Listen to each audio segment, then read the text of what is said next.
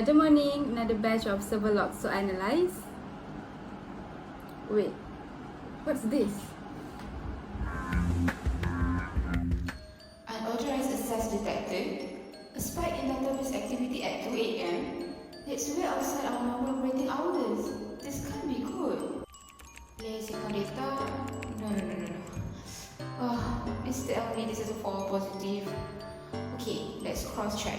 Login requests from multiple IPs in short bursts. Looks like a coordinated attack. Sophia, it's AMIRA. We have got a situation. It looks like someone accessed our player database early this morning. I'm still digging through the logs, but it has all the signs of a breach.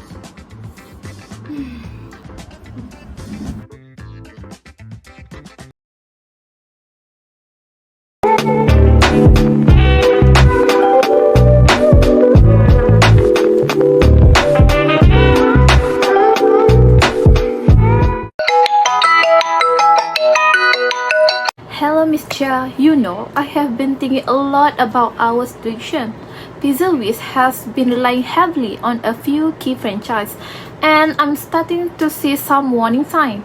Have you noticed the impact on our revenue? Yeah, I have definitely felt it. Jacob Plunge is still doing well, but it's no secret that the same game year after year can get stale. I mean, we have been so focused on these games that we have not ventured into something new in a while. It is almost like we are stuck in a loop, right? Yes, exactly. It's not just about innovation anymore. The revenue is becoming more volatile. Every time we launch a new version of Jacob Plunge or any of other popular franchise, the sale will increase, but it's not sustainable.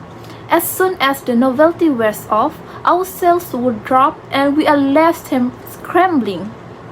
That's the problem with relying too much on franchise, don't you think? Definitely, I noticed that too. There is real danger of market saturation. The more we release sequels or updates to these games, the less excitement there seems to be around them. Our audience is growing used to the same formula and it's becoming harder to grab their attention. It's like they have seen everything already. And this leads to brand fatigue. We have built this incredible reputation with our iconic games, but if we keep using out similar content, we risk our damaging brand. The gaming community is smart. They know when a company is just exploiting a franchise rather than innovating. That is why we are seeing some of our loyal customers start to drift away. It's true. There was a time when Jacob Plunge felt fresh, innovative and exciting. But now, with each new release, it's like, is this it? What's new this time? We have almost conditioned our players to expect the same thing over and over. It's not just franchise fatigue, but it's also affecting customer loyalty. People expect more and we are barely meeting those expectations anymore. Exactly. And the problem is that the more we focus on the family franchise, the less room we have for other types of games or new experience that could truly drive engagement. We could diversify our portfolio, but right now we are too dependent on what we already have. If a competitor releases a game that captures the audience's imagination, we are at risk of losing our footing. So, what do? If we cannot just keep relying on the franchises, we need to figure out how to innovate without losing what makes our games popular. Exactly. I think it's time we start to looking at creating something entirely new. Maybe focus on a completely different genre or platform. We have got creativity. We just need to find the courage to step out of the shadow of our franchise. I'm all in for that. Let's brainstorm something exciting, something that will keep players coming back for more. Let's do it. It's time to break free from this cycle of franchise reliance and look forward to the future. We have got the talent. Let's see where it can take us.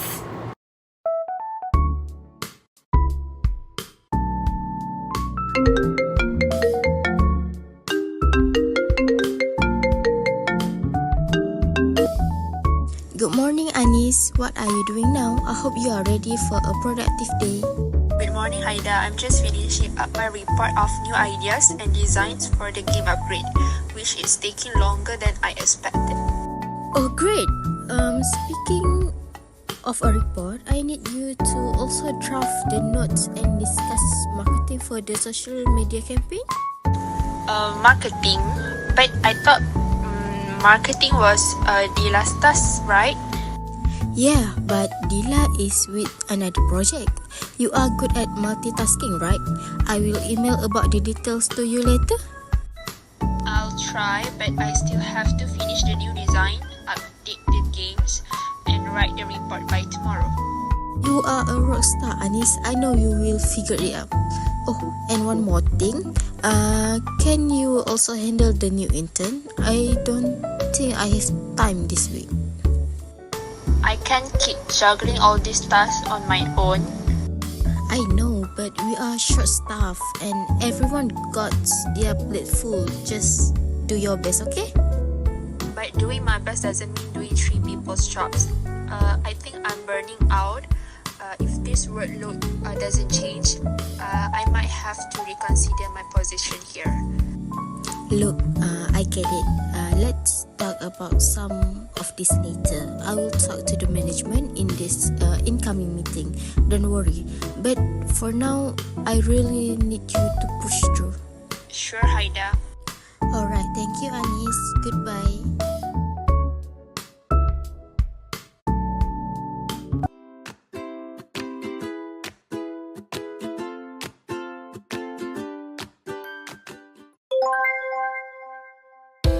Good afternoon, everyone. Thank you for being here. Today, we need to address some significant challenges facing by Pixlwizz. Let's tackle them one at a time. AMIRAH, let's start with the data breach. Thanks, Mrs. NAZIHA. We have confirmed and authorized access to our player account database. Approximately 200,000 accounts may be affected. There is no evidence of payment data being accessed, but we can't rule it out. We have locked down the service and started a forensic investigation. This is a serious issue. What's the plan to prevent this in the future? We need to conduct regular security audits, frequent vulnerability assessments, and penetration tests. By doing this, we can identify and address potential security gaps before attackers exploit them. For example, Sony overhauled its security measures after the 2011 PSN breach, and it significantly reduced future risks. In 2011, Sony's PlayStation network PSN suffered a massive data breach affecting 77 million accounts, exposing user data like names, password, and possibly credit card details, leading to a 23-day network shutdown and significant user backlash. To recover, Sony issued public apologies, offered free identity theft protection and compensation to users, and overhauled its cybersecurity measures by implementing intrusion detection systems, encrypting data, conducting regular security audits, and appointing a Chief Information Security Officer, CISO. The breach cost Sony an estimated $171 million, but their proactive long-term strategies, including improved transparency and user education, eventually helped rebuild trust and secure their system against future threats. Good suggestion. Let's make this a priority in our budget planning. Now, let's move on to the next issue. Our current portfolio heavily depends on one franchise. This will limit our market reach and make us vulnerable to market changes. To solve this, we can diversify our game portfolio. For example, we could try smaller gaming projects to test fresh ideas. Obsidian has been successful with this by experimenting with niche games between larger projects. It keeps their team creative while reducing risk. Additionally, we can revitalize our existing franchise with spin-off or expansion. The Five Nights at Freddy's series did this by introducing VR gameplay and update version. It keeps their franchise relevant and attract new audience. Both strategies sound promising. Let's outline smaller projects for our next quarter and analyze which franchise can be revitalized. Now, let's discuss the workforce issue. As you know, we currently have a limited number of employees, and some of us, including myself, have to multitask to meet the deadlines. And for example, I've been managing both team performance review and the game development planning. I see the problem. Hiring new employee with specialized skills will help, but finding talent with the expertise we need could be challenging. Does anyone have any suggestion? I think we should focus on investment in training and development by offering a skill enhancement programs such as workshop or seminars. Furthermore, by focusing on the job learning, mentorship opportunities and support for external certification, we can build expertise within our team. That's a great idea.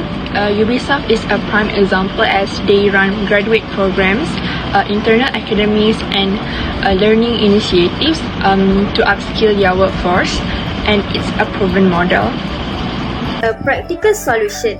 Let's implement a training framework immediately and collaborate with HR to develop a recruitment strategy to fill critical roles.